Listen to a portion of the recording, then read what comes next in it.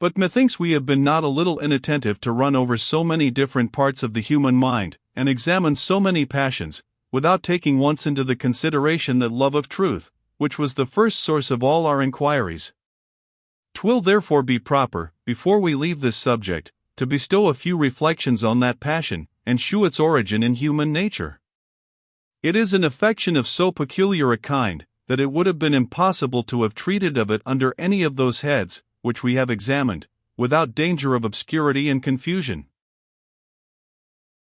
Truth is of two kinds, consisting either in the discovery of the proportions of ideas, considered as such, or in the conformity of our ideas of objects to their real existence. It is certain that the former species of truth is not desired merely as truth, and that it is not the justness of our conclusions which alone gives the pleasure.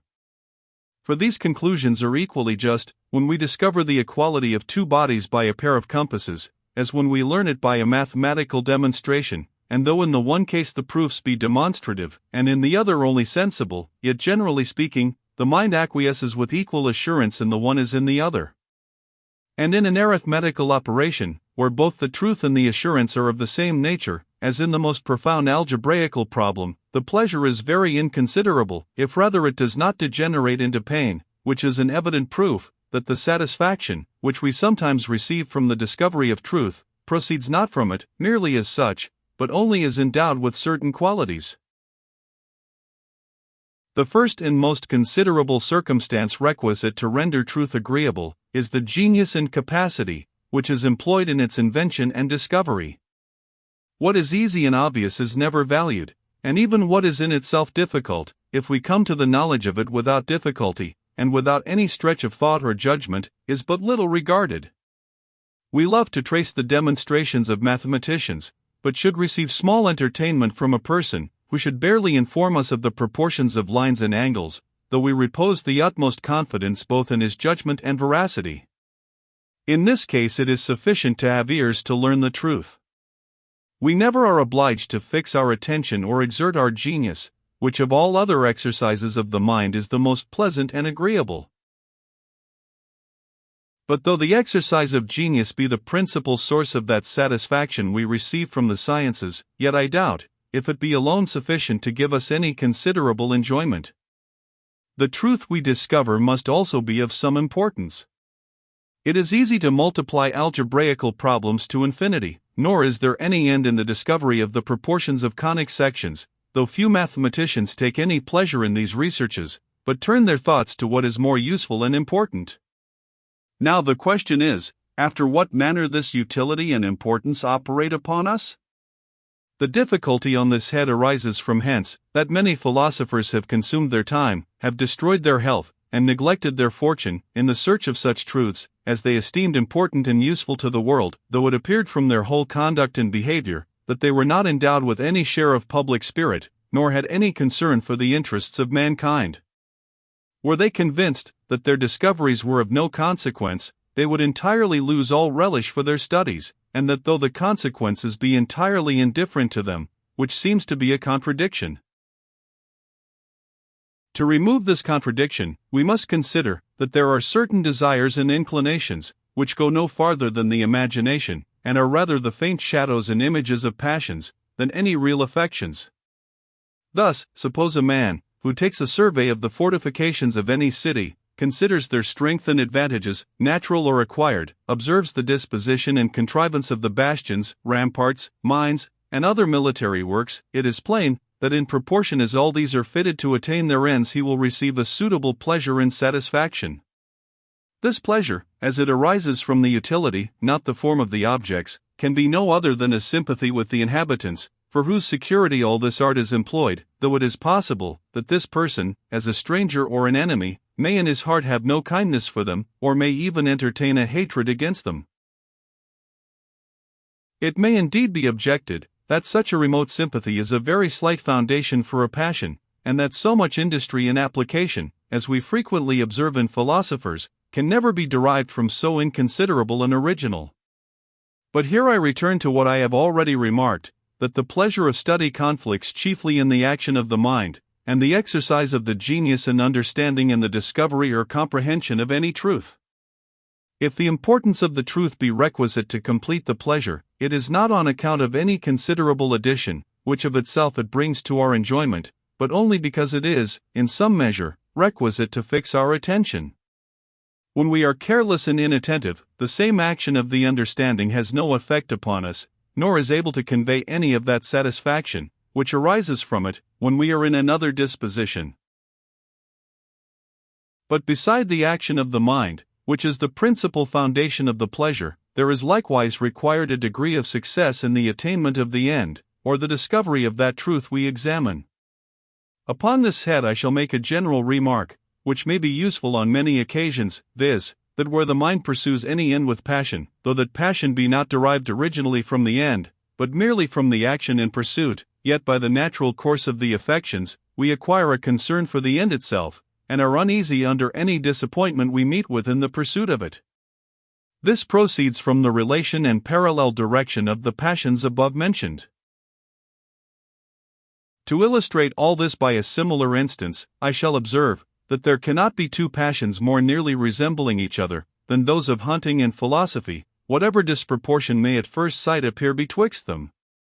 It is evident that the pleasure of hunting conflicts in the action of the mind and body, the motion, the attention, the difficulty, and the uncertainty. It is evident likewise that these actions must be attended with an idea of utility, in order to their having any effect upon us. A man of the greatest fortune, and the farthest removed from avarice, though he takes a pleasure in hunting after partridges and pheasants, feels no satisfaction in shooting crows and magpies, and that because he considers the first as fit for the table, and the other as entirely useless. Here it is certain that the utility or importance of itself causes no real passion, but is only requisite to support the imagination, and the same person, who overlooks a 10 times greater profit in any other subject, is pleased to bring home half a dozen woodcocks or plovers, after having employed several hours in hunting after them. To make the parallel betwixt hunting and philosophy more complete, we may observe, that though in both cases the end of our action may in itself be despised, yet in the heat of the action we acquire such an attention to this end, that we are very uneasy under any disappointments, and are sorry when we either miss our game, or fall into any error in our reasoning. If we want another parallel to these affections, we may consider the passion of gaming, which affords a pleasure from the same principles as hunting and philosophy. It has been remarked that the pleasure of gaming arises not from interest alone, since many leave a sure gain for this entertainment, neither is it derived from the game alone, since the same persons have no satisfaction when they play for nothing, but proceeds from both these causes united, though separately they have no effect. It is here, as in certain chemical preparations, where the mixture of two clear and transparent liquids produces a third, which is opaque and colored. The interest, which we have in any game, engages our attention, without which we can have no enjoyment, either in that or in any other action. Our attention being once engaged, the difficulty, variety, and sudden reverses of fortune still farther interest us, and it is from that concern our satisfaction arises. Human life is so tiresome a scene, and men generally are of such indolent dispositions, that whatever amuses them, though by a passion mixed with pain, does in the main give them a sensible pleasure. And this pleasure is here increased by the nature of the objects, which being sensible, and of a narrow compass, are entered into with facility, and are agreeable to the imagination. The same theory that accounts for the love of truth in mathematics and algebra may be extended to morals, politics, natural philosophy, and other studies, where we consider not the other abstract relations of ideas, but their real connections and existence. But beside the love of knowledge, which displays itself in the sciences, there is a certain curiosity implanted in human nature, which is a passion derived from a quite different principle. Some people have an insatiable desire of knowing the actions and circumstances of their neighbors, though their interest be no way concerned in them, and they must entirely depend on others for their information, in which case there is no room for study or application. Let us search for the reason of this phenomenon. It has been proved at large that the influence of belief is at once to enliven and infix any idea in the imagination, and prevent all kind of hesitation and uncertainty about it. Both these circumstances are advantageous. By the vivacity of the idea we interest the fancy, and produce, though in a lesser degree, the same pleasure, which arises from a moderate passion. As the vivacity of the idea gives pleasure, so its certainty prevents uneasiness, by fixing one particular idea in the mind, and keeping it from wavering in the choice of its objects. It is a quality of human nature, which is conspicuous on many occasions, and is common both to the mind and body, that too sudden and violent a change is unpleasant to us, and that however any objects may in themselves be indifferent, yet their alteration gives uneasiness. As it is the nature of doubt to cause a variation in the thought, and transport us suddenly from one idea to another, it must of consequence be the occasion of pain. This pain chiefly takes place where interest, relation, or the greatness and novelty of any event interests us in it. It is not every matter of fact, of which we have a curiosity to be informed, neither are they such only as we have an interest to know. It is sufficient if the idea strikes on us with such force, and concerns us so nearly, as to give us an uneasiness in its instability and inconstancy. A stranger, when he arrives first at any town, may be entirely indifferent about knowing the history and adventures of the inhabitants, but as he becomes farther acquainted with them, and has lived any considerable time among them, he acquires the same curiosity as the natives. When we are reading the history of a nation, we may have an ardent desire of clearing up any doubt or difficulty that occurs in it, but become careless in such researches, when the ideas of these events are, in a great measure, obliterated.